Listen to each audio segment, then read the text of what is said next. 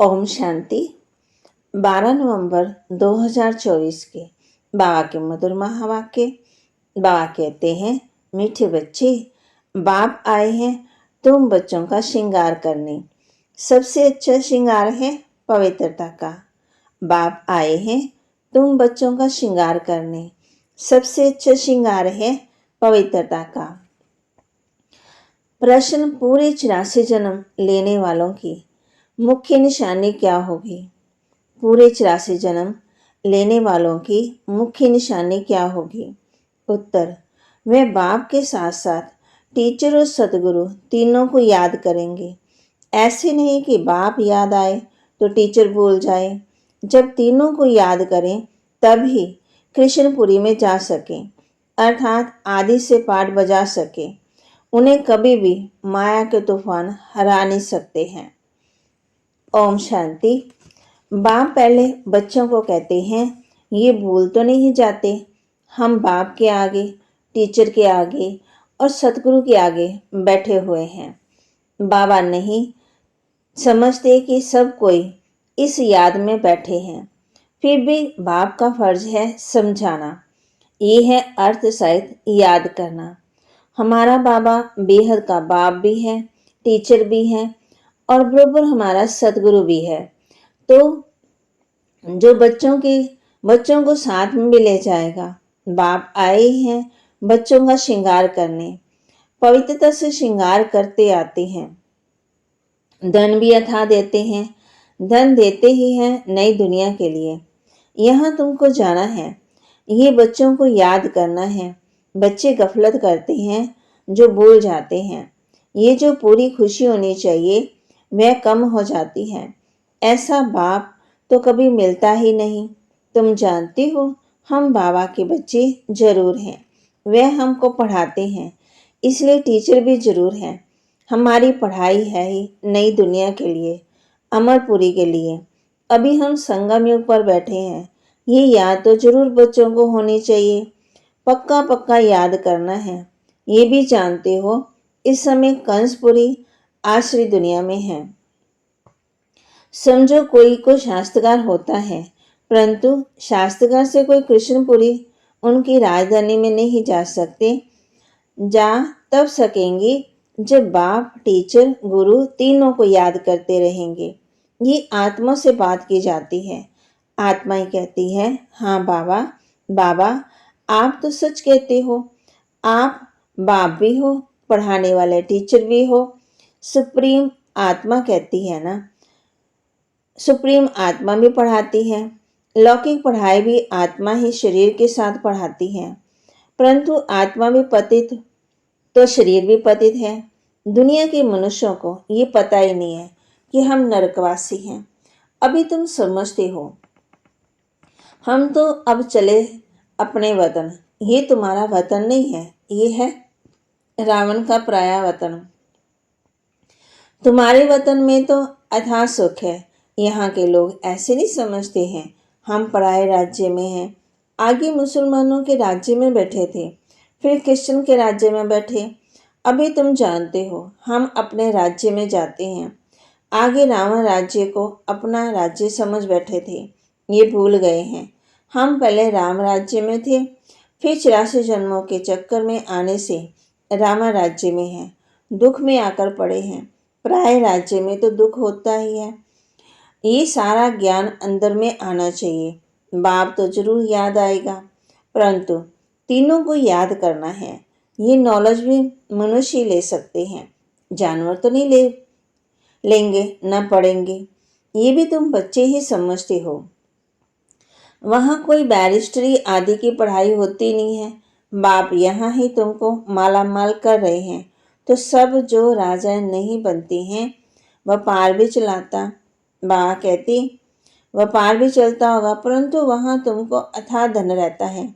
घाटे आदि की कोई कायदा ही नहीं है। लूट मार आदि वहाँ होती नहीं है। नाम ही है स्वर्ग। अभी तुम बच्चों को स्मृति आई है।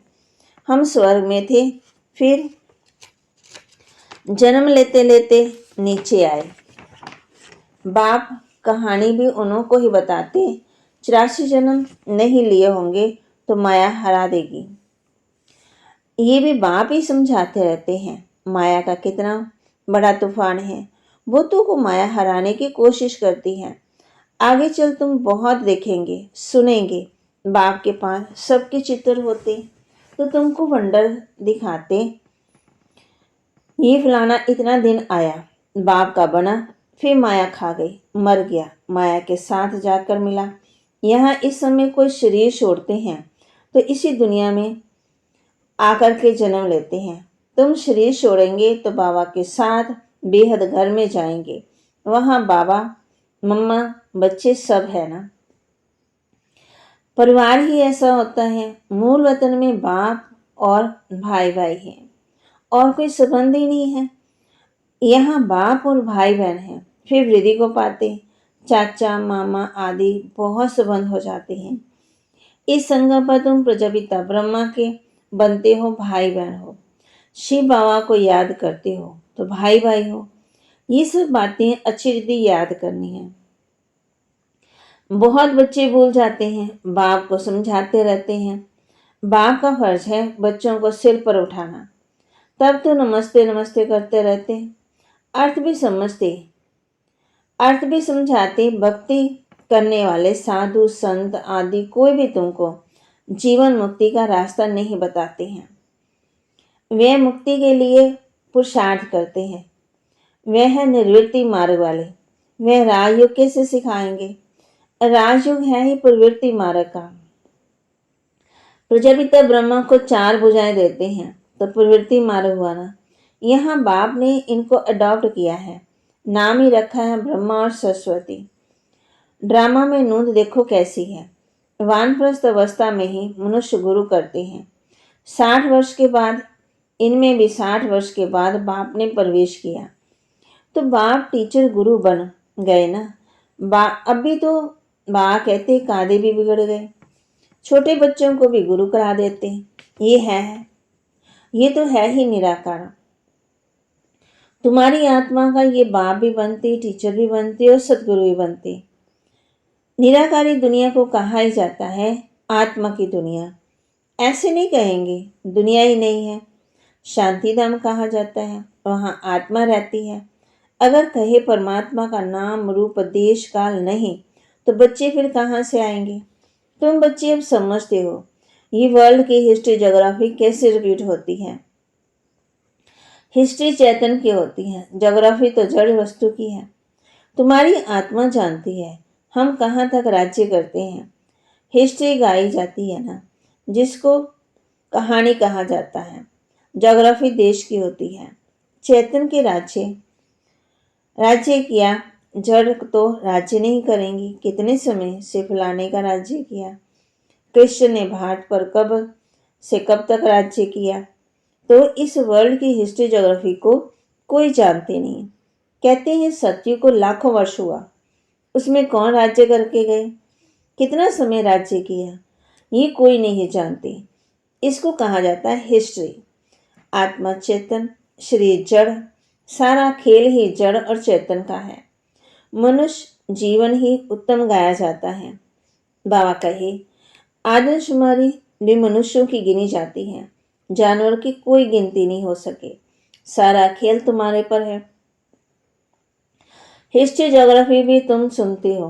बाप इसमें आकर के तुमको सब बातें समझाते हैं।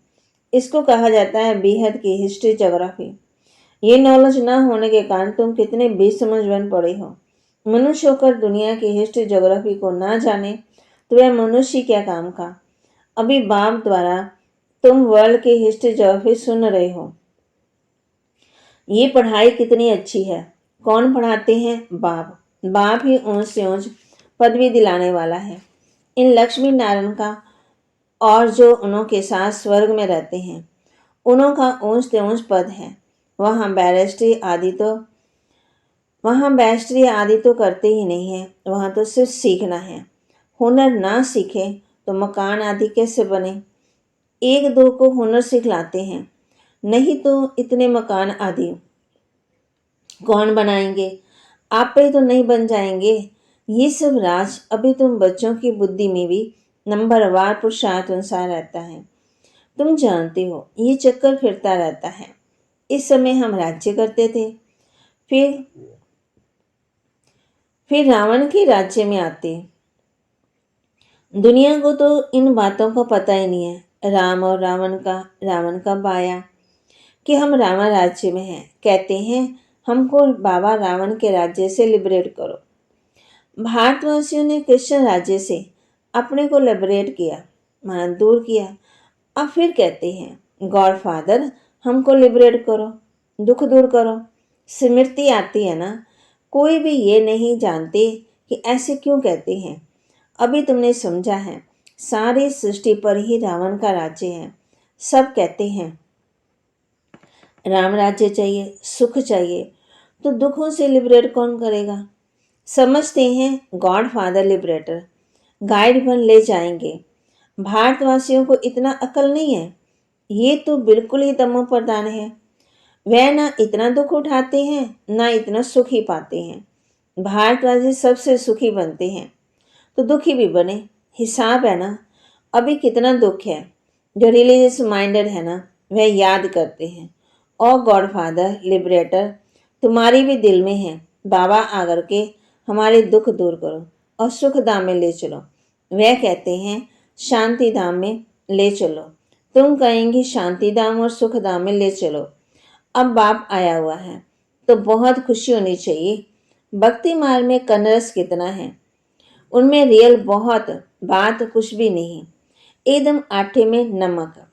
बाबा कहते चंडिका देवी का भी मेला लगता है। अब चंडियों का तो फिर मेला क्यों लगता। चंडी किसको कहा जाता। बाबा ने बताया है चंडाल का जन्म भी यहाँ के ही लेते हैं। यहाँ रहकर खा पी करके कुछ देकर फिर कहते हैं हमने जो दिया है वह हमको दो। हम नहीं मानते, संशय पड़ जाता है तो ये क्या जाकर बनेंगे। ऐसे चंडिका का भी मेला लगता। फिर भी सत्युग के तो बनते ना, कुछ समय भी यादगार बने तो स्वर्ग में आ गए। वे भक्त लोग तो जानते ही नहीं है, ज्ञान तो कुछ भी नहीं है। वह चित्रों वाली गीता कितना पैसा कमाते। आजकल चित्रों पर भी सब आशिक होते हैं, उसको आर्ट कहते हैं ना। मनुष्यों को क्या पता देवताओं के चित्र कैसे होते हैं। तुम असल में कितने फर्स्ट क्लास थे, फिर क्या बन गए। वहाँ कोई बा कहते ये नहीं होगा, वहाँ पे सतयुग में किसी की आंख नहीं होगी, जहाँ देख नहीं सकेंगे, चल नहीं सकेंगे। देवताओं की नेचुरल शोभा रहती है, वहाँ नेचुरल ब्यूटी होती है। तो बाप भी सब समझाकर फिर कहते हैं बच्चे बाप को याद करो। बाप बाप भी है, टीचर है, सदगुरु भी है। तीनों रूप में याद करो तो तीनों वर्षे मिलेंगे। पीछे वालों को तीनों रूप में याद कर न सके, जो पीछे आएंगे फिर मुक्ति में चले जाएंगे। बाबा ने समझाया है सूक्ष्म वतन आदि में जो कुछ देखते हो ये तो सब शास्त्रकार की बातें हैं। बाकी हिस्ट्री ज्योग्राफी सारी यहाँ की है। इनकी आयु का किसी को पता ही नहीं है। अभी तुम बच्चों को बाप ने समझाया है तो फिर कोई को भी समझा सकते हो। पहले पहले तो बाप का परिचय देना है। वह बेहद का बाप सुप्रीम है। लौकिक बाप को परमात्मा सुप्रीम आत्मा कभी नहीं कहा जाता। सुप्रीम तो एक ही है जिसको भगवान कहा जाता। वह नॉलेजफुल है तो तुमको भी नॉलेज सिखलाते हैं। ये ईश्वरीय नॉलेज है, सोर्स ऑफ इनकम। नॉलेज भी उत्तम मध्य कनिष्ठ होती है। बाप है ऊंच से ऊंच तो पढ़ाई भी ऊंच से ऊंच है, मर्तबा भी ऊंच। हिस्ट्री ज्योग्राफी तो समझ जाते, जान जाते। बाकी याद की यात्रा में युद्ध चलती है, इसमें तुम हारते हो तो नॉलेज में भी तुम हारते हो।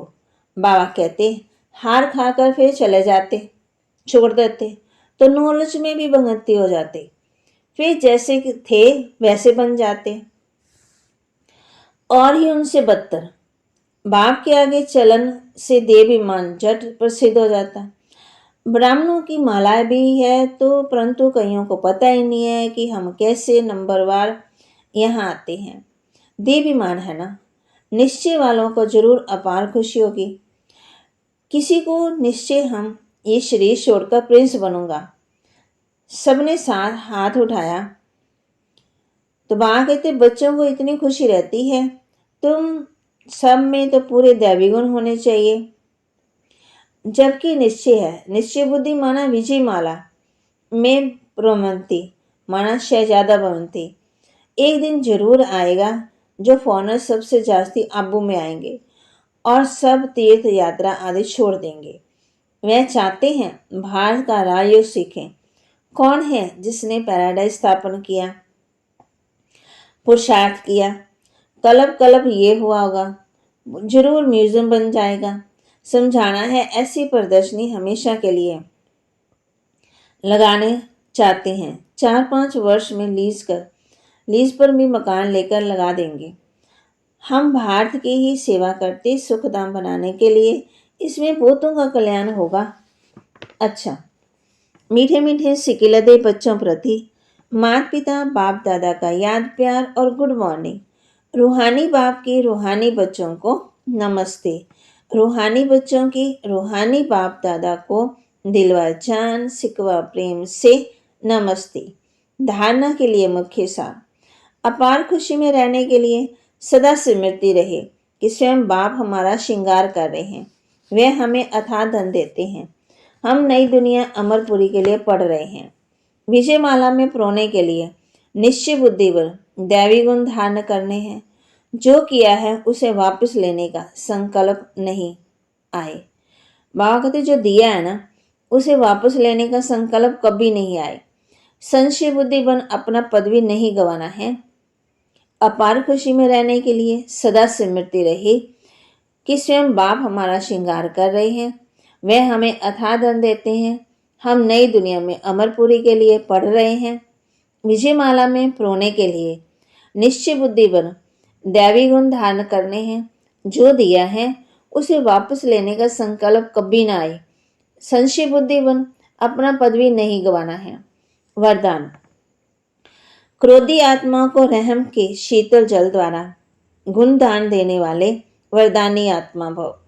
क्रोधी आत्मा को रहम के शीतल जल द्वारा गुण दान देने वाले वरदानी आत्मा भव। आपके सामने कोई क्रोध अग्नि में जलता हुआ आए, आपको गाली दे, निंदा करे, तो ऐसी आत्मा को भी अपनी शुभ भावना शुभ कामना द्वारा, वृत्ति द्वारा, स्थिति द्वारा गुणदान या सहनशीलता की शक्ति का वरदान दो। क्रोधी आत्मा परवश है, ऐसी परवश आत्मा को रहम के शीतल जल द्वारा शांत कर दो। ये आप वरदानी आत्मा का कर्तव्य है। चैतन्य में जब आप में ऐसे संस्कार भरे हैं, तब तो जड़ चित्रों द्वारा भक्तों को वरदान मिलते हैं। स्लोगन, याद द्वारा सर्वशक्तियों का खजाना अनुभव करने वाले ही शक्ति संपन्न बनते हैं। याद द्वारा सर्वशक्तियों का खजाना अनुभव करने वाले ही शक्ति संपन्न बनते हैं। बाबा के महावाक्य को लाइक करें, शेयर करें और सब्सक्राइब करें और अपने जीवन में धारण करें। इस बात की खुशी रहे कि खुशी में रहने के लिए सदा ये स्मृति रहे कि स्वयं बाप हमारा श्रृंगार कर रहे हैं। वह हमें अथाह धन देते हैं। हम नई दुनिया में अमरपुरी के लिए पढ़ रहे हैं। ओम शांति।